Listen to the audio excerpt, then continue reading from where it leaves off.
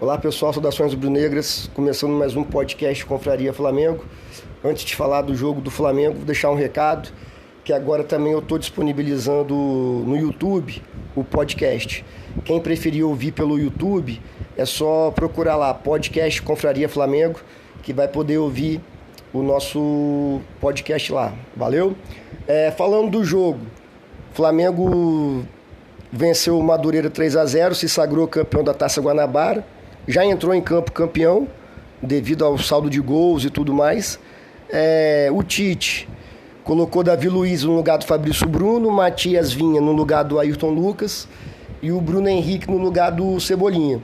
Acho legal essas modificações, até para dar ritmo de jogo, né? Porque tem aquela famosa frase, né? Treino é treino e jogo é jogo, para pegar entrosamento, ritmo de jogo.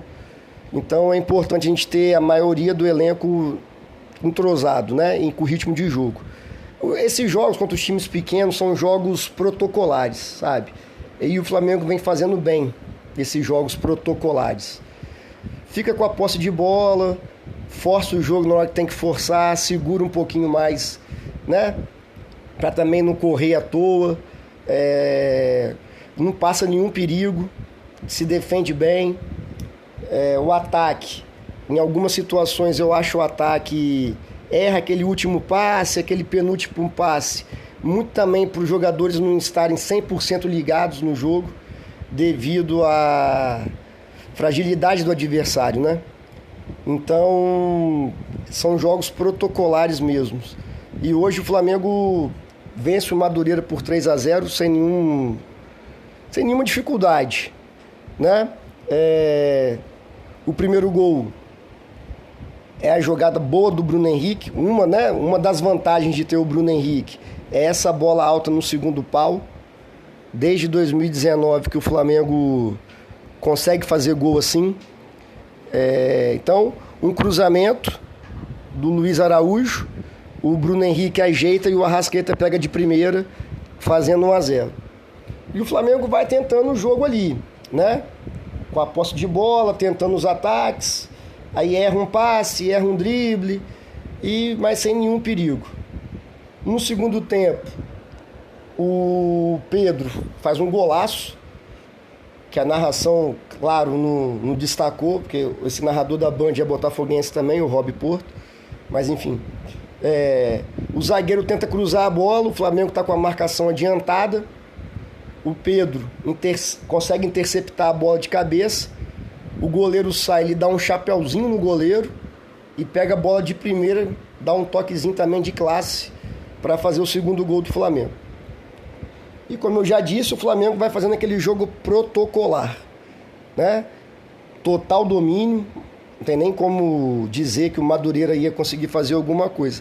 Mas é importante nesses jogos pequenos do Campeonato Carioca, contra os times pequenos, justamente o que o Flamengo tem feito, sabe? Não correr nenhum risco e treinar o ataque, treinar o sistema ofensivo, movimentações, triangulações, e isso o Flamengo está conseguindo fazer nesses jogos. O terceiro gol é o gol do Léo Pereira, que entrou no lugar do Fabrício Bruno. O Fabrício Bruno machucou no último lance do primeiro tempo, mas não é nada grave. Bate uma falta muito bem cobrada, que o repórter até fala, né, antes dele bater a falta, de que ele vem treinando muito bem no Ninho do Urubu, e ele bateu bem mesmo, selando o resultado de 3-0 e o título da Taça Guanabara. O Campeonato Carioca, como meu pai dizia, é igual brigar com bêbado, né? Você vai brigar com bêbado, se você bate no bêbado, o pessoal fala, pô, mais que obrigação também, né, o cara tá bêbado. Agora, se você perde, se o bêbado te dá porrada, todo mundo vai te zoar, falar, pô, tomou porrada do bêbado e tudo mais. Então o Flamengo é campeão da Taça Guanabara de forma invicta, faz 20 ou 21 gols, não estou lembrado com precisão agora, e sofre apenas um gol. É isso aí mesmo, sabe? Então, esse título tem a importância histórica, historicamente, a Taça Guanabara tem a importância, né? É claro que a gente não vai comemorar, sair gritando pela rua, mas até a década de 80, início da década de 90, era importante. para a história, conta como história. E também para acabar com aquela sina, eu acho que tira uma nhaca, um peso que tinha em cima da gente, que ano passado nós perdemos tudo, até a Taça Guanabara. Por isso que eu acho importante comemorar a Taça Guanabara, né? Porque na hora que conta as derrotas do ano passado, entra lá, Mundial Interclubes, a Supercopa do Brasil, a Recopa, a Taça Guanabara que perdeu, o Campeonato Carioca que perdeu, a Copa do Brasil e o Brasileirão. Então, quando ganha, também é importante falar que ganhou. Então, acho que tira um peso do elenco, dá mais confiança pro time, dá mais motivação. Óbvio que dá motivação você ser campeão e de forma invicta, né? Então, acho que o Flamengo segue no caminho certo para a temporada de 2023. Sobre o jogo, para mim, mais uma vez, o melhor jogador foi o De La Cruz. O De La Cruz, eu estava observando hoje o jogo, né, com calma, assim, ele vai ser muito importante na temporada, que o De La Cruz é o cara do penúltimo passe. Vou tentar explicar. O penúltimo passe é o jogador que vai achar, por exemplo, o Arrascaeta numa condição boa para dar assistência para o Pedro marcar, sabe? Ou ele vai achar os pontas numa condição boa para cruzar com precisão para a gente fazer o gol. Então o penúltimo passe é o passe antes da assistência.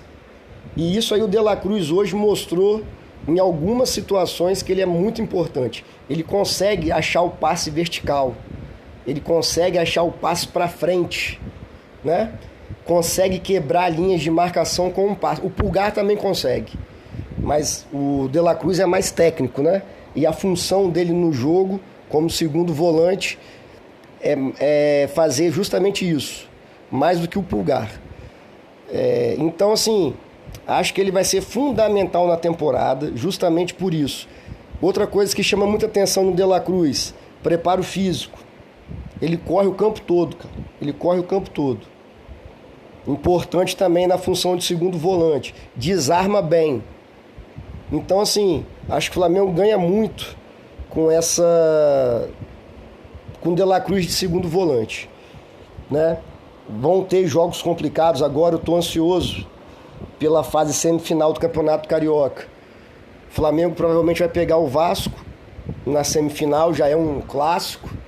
E eu tô querendo ver esse time do Tite nesses jogos grandes, né? Então o De La Cruz vai ser muito importante justamente para quebrar a marcação adversária.